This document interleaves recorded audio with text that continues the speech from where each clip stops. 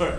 Hi, here with Alysha Schertz from Biz Times, and she's going to share with us a few thoughts about how she interprets the world of social media, blogosphere, and the services that she uses at the Biz Times from a PR perspective. Or she'll give us her perspective on PR.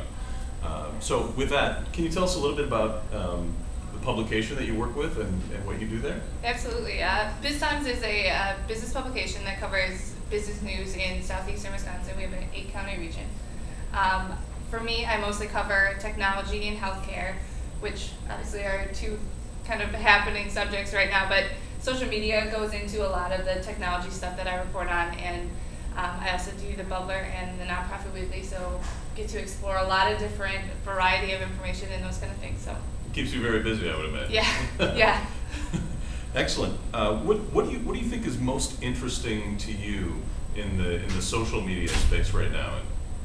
Well, I think exploring the ideas of maybe Twitter won't be here in a couple years or next year, and something else might take its place. But the geolocation and looking at how different businesses are utilizing Foursquare and Gowalla and other things like that. But I think the most interesting part about it is that this all could be different in a year, and we all sort of have to adapt to it and trying to think about what our life might be like if we didn't have Twitter, which would be for us kind of crazy. So do you actually use Twitter in your reporting role?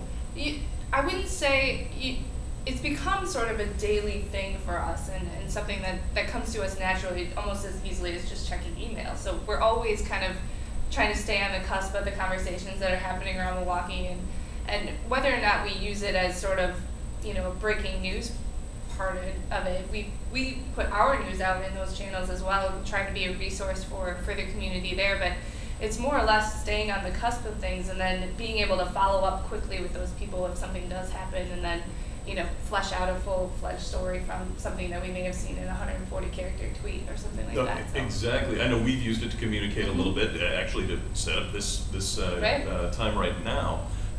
But how on Twitter? How do you determine who's someone who's valuable to follow? How do you determine who's an influencer? Yeah, I think it comes a lot from watching and listening sort of what they're talking about. If it sounds like something that's going to be relevant to me, or if they're talking about Justin Bieber every other day, that's not something that we're going to find interesting.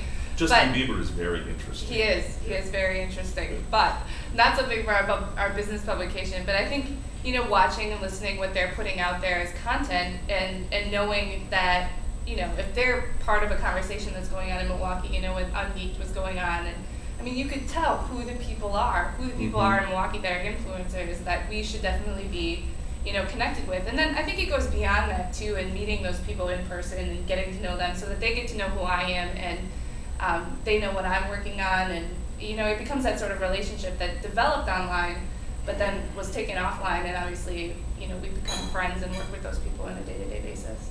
So you just said offline. Describe the blend. Is it 60-40, 50-50, online versus offline communication with individuals? I think on a day-to-day basis, it is almost more online than it is offline. But I think the key is getting that offline component in at some point.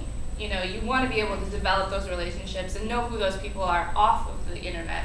And obviously it helps in the Milwaukee area because geographically we're all basically a couple blocks from each other. Right. So it works in Milwaukee, but forming those relationships and then eventually taking them offline to get to know that person on a personal level, and I just think that it makes the working relationship a lot better. I know I've met tons of people on Twitter and formed those relationships there, but I think the key is going to a tweet up or going to a networking event later, and knowing that those people are going to be there and making that offline connection as well. People do business with people. Exactly.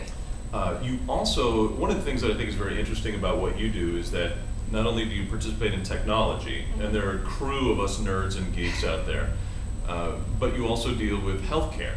Now, I have to imagine that in healthcare, the crew of nerds and geeks is a lot different. Can you talk about how they might use social media? They, on the healthcare side, it has become, they're getting there. it's technology, and I think that a lot of times it's easy to overlap technology and healthcare because a lot of technology involves healthcare.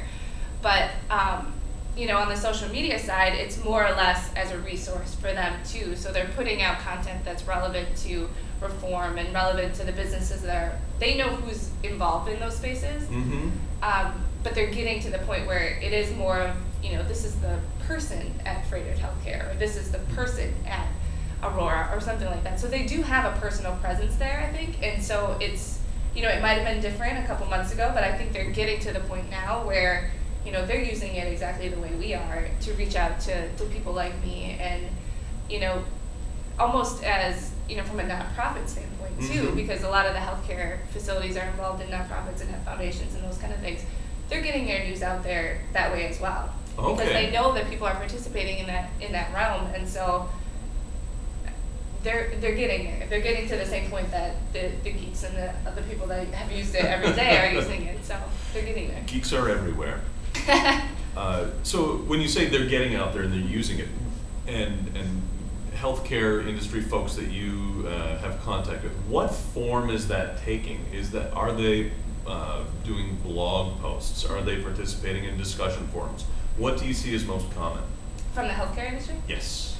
I think from the healthcare industry, it is more about pushing people to their websites and their blog posts and those kind of things, as far as, you know, this is something that's relevant to you both as a business person, maybe as an employer, but also as a consumer of healthcare, because we're all consumers of healthcare at some point. And so with the reform, I think a lot of healthcare industries or a lot of healthcare facilities are using it to say, look, we've got this blog post, we've got this expert about talking about healthcare reform and how it's going to affect you. So I've seen that a lot, and I've also seen them, you know, pushing out seminars and stuff that are going to help people really learn what this is all going to mean for them. And so I think they're utilizing it in different ways. A lot of it is pushing people to their website to know that they are a resource for people who are questioning healthcare reform and how it's going to affect them, from, like I said, an employer and a consumer standpoint. But also just letting people know that they're there, and if they have questions, then, you know, they can call and make note of that. So technology encompasses a lot of different things. So what would there be industries like B2B industries that you would cover that would not be, you know, who's tweeting now kinds of industries? What would that be, and how might you see them participating online? B2B technology is really, I think it's because we're a B2B business as well. And I think it's more about being a resource for people who are communicating in that atmosphere. I think because they know that there are people that prefer to get their communication in that way. And so they've started to realize that, okay, well, even if we're not going to be tweeting, you know, individually as a person, our company still needs to have a presence there, because the people that we do business with have people that are communicating in those and prefer to get their communication by that way. So I think, you know, it's moving in the direction of, we want to be a resource for people who are communicating in that atmosphere.